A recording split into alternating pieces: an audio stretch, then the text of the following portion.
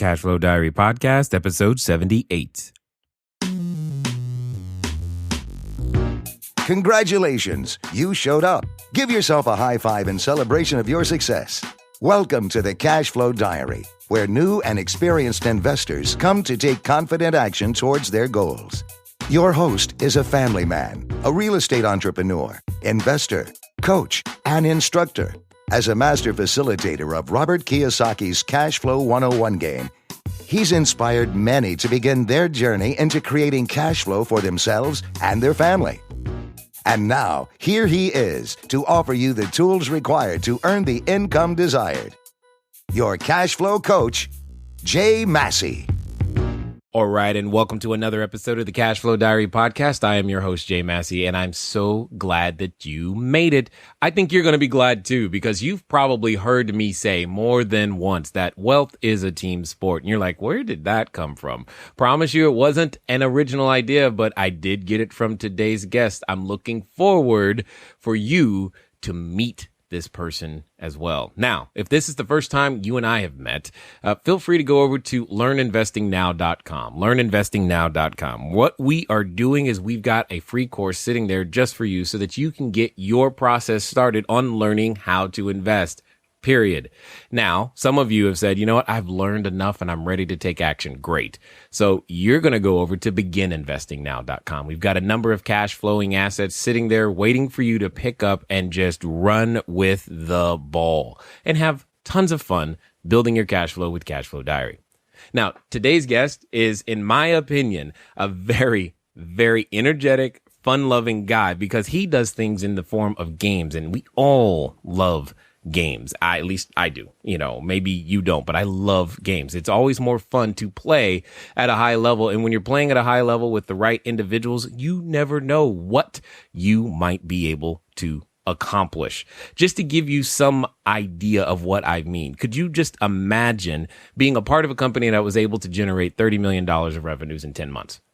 Just think about that.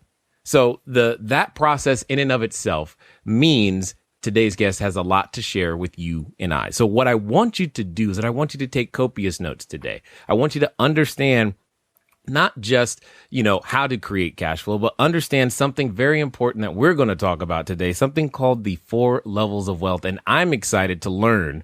Hopefully you are too. So let's pay attention and hear what Mr. Jim Bunch has to share with us today. Jim, you there? Thanks, Jay. It's great to reconnect with you. Yeah, I know, right? It's been a long time. It's like, for some reason, the what is it? I think we're like, 20 miles apart, but yet it feels like it's further. That's typically the way that it works. I see my best friends like every couple of years, unless we're in another country on a beach somewhere. So that seems to be the way it works out. Yeah, that's right. You got to go to another country to meet your neighbor. Exactly. It makes no sense whatsoever. Now, for the few people who may not know, one of the things that I like to say is I envision that today's entrepreneurs are like yesterday's superheroes. We've got Superman and Spider-Man and Wonder Woman and all these great things. So, but each one of those superheroes has what they call an origin story. Peter Parker got bit by a spider and then boom, he became Spider-Man. What I always like to find out from our guests is, what's your origin story? Before Jim Bunch was Jim Bunch, before you had, companies doing millions of dollars of revenue, who were you? How did you decide to get started? And what are some of the most important lessons you think you've learned along the way? Well, it's an interesting frame. I actually love that. And I guess the origin for me was I started my first business in college selling nutritional supplements, which were supposed to help people, heal their health. And then what I figured out, being the entrepreneur at heart and didn't even realize it, is it's great for curing all these other things and yada, yada, yada. But what it was really good for was curing hangovers. And so having gone to the University of Florida, that was in way more demand than trying to help these kids with health, which they were already healthy. So that kind of got me along there. And after that, I met Tony Robbins, which I know you're familiar with. And that took me down a different path because I had never been exposed to personal development or any kind of growth or any of that kind of stuff. I grew up in a one stoplight town with 13 bars. So it wasn't exactly a success mecca. And I got out of Dodge as soon as I can, but that put me into a direction. It put me into orbit around some really high level entrepreneurs. It started showing me that if I change my mindset and my skill sets and my environments, then I can change my reality. And then after being in that for a couple of years and meeting Bob Proctor and John Assaraf and some of the other guys and building companies with them, I got involved in technology because I grew one of my businesses very quickly, and the technology to operationalize and scale that business didn't exist. So it was more out of desperation than real inspiration that I created this first what we call WYSIWYG website system, where we still own the company today, but it's a $35 a month website company that small business owners have everything in one place. And that's not novel today, but 15, 16 years ago, you had to hire a designer, you had to hire somebody to put your shopping cart together, and somebody to put an autoresponder together and all that. And so we were one of the first to do that. And then, so that was my first tech play. And then, as you mentioned already, John Assaraf and myself and a handful of our other friends grew a company from 6 employees to 1,500 employees in a year and 30 million in revenue. And that was the virtual tour industry that we brought to light and public in the late 90s. So combining these two pathways of personal development and technology has really been where I've carved my 10,000 hours of expertise, if you will. Yeah, 10,000 hours. It sounds like a little bit more than that. But now, there was something that you said in there that I think was very, very pertinent to bring out. You mentioned mindsets. You've also mentioned skill sets, but you also said environments. Talk to us a little bit more about what you meant by environments, because we hear people talk about you got to have the right mindset and skill set all the time. But that was a uniqueness I remember picking up from you. One of the first times I met is this. You talk about environments. Yeah, I mean, a lot of people, they go to the books, tapes, and seminars, and that's fantastic. So imagine that you go to a seminar for 3 days. And, we used to put 2,500 people into these events every weekend. They get excited, pumped up, motivated. They'd set goals, and then they'd go out to conquer the world. But what I started noticing, and this is one of those origin points, is having done that for a couple of years and being on the road where I saw thousands of people every weekend leave the events, what I unfortunately saw was only 4% of the population was actually applying what they were learning. And I'm guessing you see that with people who are investing also, right? Unfortunately. Yeah. So I really didn't have the answer for it until I met another one of my mentors, a guy by the name of Thomas Leonard, who's no longer alive. But Thomas, I asked him the question. I said, why are people spending so much money on this? They have the best intentions. They're cashing out 401ks and leveraging their real estate, and they're doing all this stuff to get ahead. And yet 4% are succeeding, which is a 96% failure rate in the personal growth or success industry. And he said it real matter of fact, and I'll always remember this. He said, most people are trying to use willpower to change their behavior. If they understood how to delegate their success to the environments, they would win. And at the time when he was alive, he taught me something called the 7 environments of you. We now teach it as part of his legacy I wanted to pass on to the world because it meant so much to me, is called the 9 environments of you. And the concept is really simple. If I were to take you, Jay, and plop you, let's say that from birth, I raised you in a very hard, harsh, troublesome environment, and I kept you in that environment your whole life, you most likely would perform at the level of the environment. If, however, at some point you were introduced to a concept, an idea, or other environments that cause you to leave some of those environments and form new environments where there was more prosperity, where there was more health, where there were happier people, you would then begin to mold into those new environments. A great example is the show The Biggest Loser. Do you ever watch that TV show? Of those that are those reality TV shows, it's one of the few that I will ever, actually stop to watch because it's like positive in some way. It is. So there's a case study. If you watch one of those shows, what do? They pull people who their health has gone to heck in a handbasket. They pull them out of their homes and out of their workplace, and they put them on a fat farm for 90 days or 6 weeks or whatever the program runs. And while they're there, they add coaches, they add nutritionists, they add doctors, they add other people who are headed in the same direction. And you get to, as the watcher, you get to see them playing games and exercises and all this. And every point in the show, two things happen. Number one, you see the mental and emotional barrier or blocks that's been holding this person back their whole life. That's what the trainers do, is basically, yell at them or hug them or whatever they have to do to get them to have that breakdown so that they can break through. The second thing that you see is at some point in the show, when they've lost a bunch of weight, they go back home. And when they go back home, if you watch how the camera pans around, 99% of the time, the people, in other words, their family and friends and coworkers, are also overweight. Now, if you look at this, these environments are dictating their thoughts, their feelings, and their behavior. So I can take any human and redesign the environments around them for wealth, health, and happiness. And over time, those environments, which are quote unquote on 24 hours a day, 7 days a week, are going to mold the behaviors of that client. It's both internal and external. So we like to work on doing life by design instead of life by default, which means we design environments around people so that their success becomes easier and more consistent than the people who are going into a seminar for 2 days or 3 days, and then they've got 363 days back to their old environment. Yeah, those 363 days seem to be way more powerful. I have always said that environment trumps will, and you've just heard exactly why that is. And this is, and what's funny is that I can track my own, thought processes, because I tell people all the time, had I stayed, where I grew up, I wouldn't be doing what I'm doing today. There's just no way that there was no room for the type of thought processes and action steps that are necessary. That I'm guessing that there was no room for that either in that, what do you say? It was a one stoplight town with 13 bars. Exactly. No room there for that either.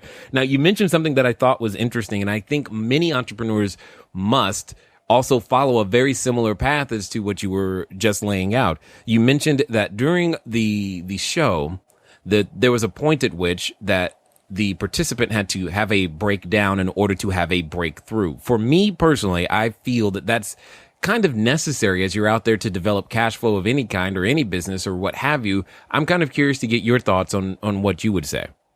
Well, I wish it were different, but in my experience of observation, and it was funny, I was just at an event. I still attend events and invest in my future and all this. I was just at an event with a good friend of mine, Marshall Thurber, who many of you guys may have heard of. Marshall, he's one of the two rich dads that Robert Kiyosaki had. It was Marshall Thurber and Keith Cunningham. Well, Marshall is just brilliant. The guy reads 3 books a day. He designs exercises. He put us through one this weekend, which the whole purpose of it is to cause perturbance. And he talks about perturbance being getting your mind to the point where the left brain and the right brain split.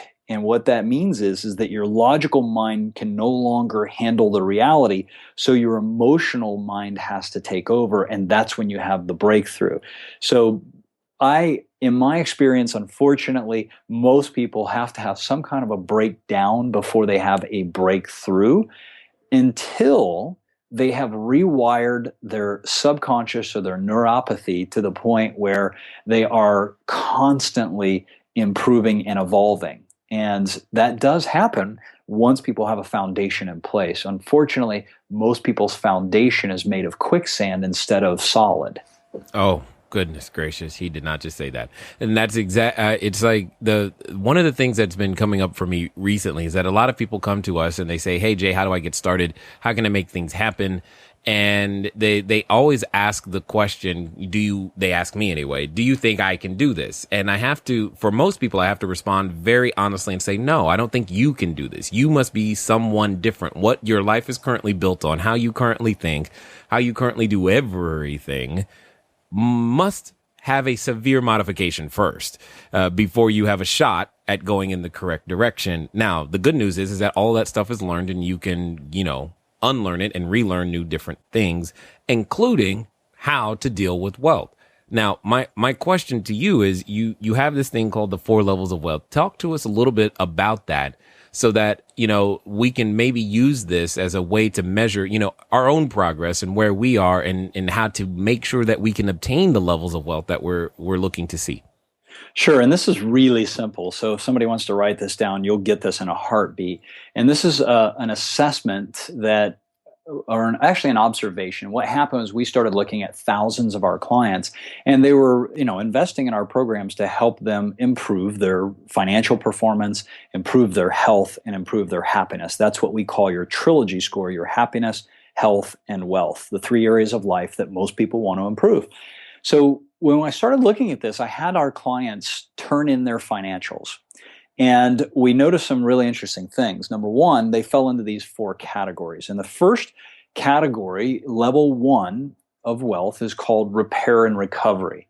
Now, repair and recovery is anybody who is dealing with credit card debt or, liens against them, or just financial stress in some way, shape, or form. They're operating in a negative net worth or negative cash flow every month, whether it's in their personal life or their businesses. So a lot of our country in the United States, for example, is in repair and recovery. And it's not a bad thing. It's just that that's where you're starting. So we need to design a strategy that's appropriate for somebody who's in repair and recovery. They might also have impacted their credit score, for example. So the next level, level two, is called foundation. And foundation, like we were just suggesting, is not the cool, fun, and sexy part of building wealth. It's actual work. And as one of my best friends says, he says, the problem with opportunity for most people is opportunity shows up in the form of work clothes. So, you got to look at this and say, okay, so this is where I develop my habits of wealth. This is where I start to understand the rules of wealth. This is where I have to start to create value. I have to know the numbers. I have to consistently create more income than outgo. These are the basics. It's nothing rocket science about it. But what we found also is that people who are in repair and recovery have a tendency to play what I call the ostrich approach to wealth. They've got their head buried in the sand, and that leaves their you-know-what up in the air, which is a pretty vulnerable place for people to be. So we try to yank their head out of the sand and show them the numbers and show them, hey, it's okay. And when you first pull your head out of the sand, it's kind of bright. It kind of hurts your eyes. You're kind of, bewildered a little bit. But eventually you get your footing underneath you. And that's what we do, is help people understand that let's get your head out of the sand and let's start to create a direction. Let's build a foundation that's solid so that we can get you to level three. And level three is reserves. Now, when you're in reserves, you've got, for example, 2x or more income over expenses. Whether it's active or passive income, it's not relevant to us, but you're operating at 2x or more. We try to get our clients up to 3, 4, 5, or even 20x their expenses. So if I get you, let's say your expenses are $5,000 a month, if we can get you to $10,000 a month, you're at 2x. If we can get you to $20,000 a month, well, then you're at 4x. And what happens is we start getting people in reserves. So we help them stuff away their cash first, so that they build a 6-month to 12-month cash reserves. And then we get them into position to begin to start investing, whether it's in passive income streams or building a business or whatever. And there's multiple areas to do that. So that's in the reserves. And, we've got clients right now that have, close to a couple $1 million in net worth. They're in the reserves. We've got clients who are generating $100,000 a month, and they're in reserves. Now, on the flip side, we've got clients who are generating $100,000 a month, but their expenses are up in the 90,000s too. So to us, they're not actually in reserves. They're in high cash flow, but they have not been able to manage their expenses to actually get them ahead in the game. So the fourth level being mastery. And mastery is not just where your actual financials are. Mastery is as much as of a mindset as it is anything else. You have mastered the mental and emotional side of wealth, and you've moved from being an expert into a visionary. And a visionary is somebody who is not only taking care of their finances, but somebody like you or myself who's out there, or John or whoever, who is helping others do the same thing, because we can see down the road that if we can help more people succeed, then our environments become more successful in turn. You just reminded me of something right there that I didn't tell you, that you don't know, is that when we first met, I was in this space. It was the same time I met John for the first time. And I was in this space where I was feeling stuck personally, because I was like, what else can I do? I didn't really want to. I knew that I could go out there and buy another 20, 30, 40, 50 units or whatever and add to my own portfolio. But it wasn't that didn't do it for me. That wasn't something that actually got me overly excited. And then you introduced me to John and his programs, etc. And the facilitating that introduction, sitting there, I think it was you called it I remember the initials were UWW. That's what I remember. Ultimate Wealth Workshop, if I'm not mistaken. You got it. And we in that space, even though I was there to help with the cash flow game, I was like, cool, this is something I could do. I could help a whole bunch of other people. That would be fun. And we've been on that path, ever since, but it was in part due to you and your influence and just showing that this is, that was like my next step at that time. And I needed, a physical example of what that looked like. And, a lot of what we do today is based upon that. And I definitely appreciate it. Well, Jay, I'm glad I could be in an environment that helped you see more clearly, because that's all it did. You already had the talents, and I think you were already asking the questions. I just happened to introduce you to an environment that said, "Oh, crud, I could do that." So. Yeah, it was a lot of fun, and we've had lots of fun since then, obviously. But it's been something that now that's what gets me going, is knowing that. I've got one of my clients who just paid off one of their first rental properties. It's like, cool. Not only did they actually go through the process of getting the rental property, but now that rental property is paid off. And I'm just like, yes, now do that again. There you go. And then once they master it, they can turn around and help others do the same thing. And it's literally what I spend more time talking to that about with my kids than anything that we're doing, and it's just a lot. It's been a lot of fun. And I just, again, like I said, I just thank you for that. And I had forgotten about it until just now. You did create that. You gave me a way to look at it so that I could go out there and contribute in various different ways. Fantastic.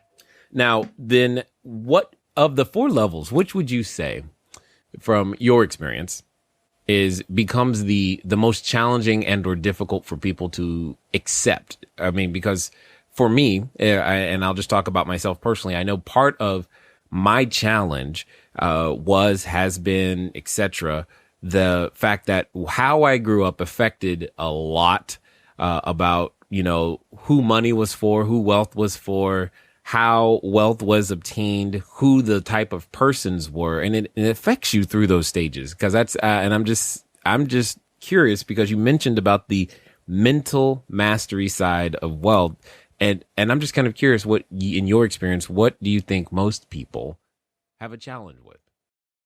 Yes, I'm going to let you know what most people have a challenge with, but before we do, wanted to interrupt you and let you know something very important. You want to go over to the website, CashFlowDiary.com, where you find this particular episode, okay?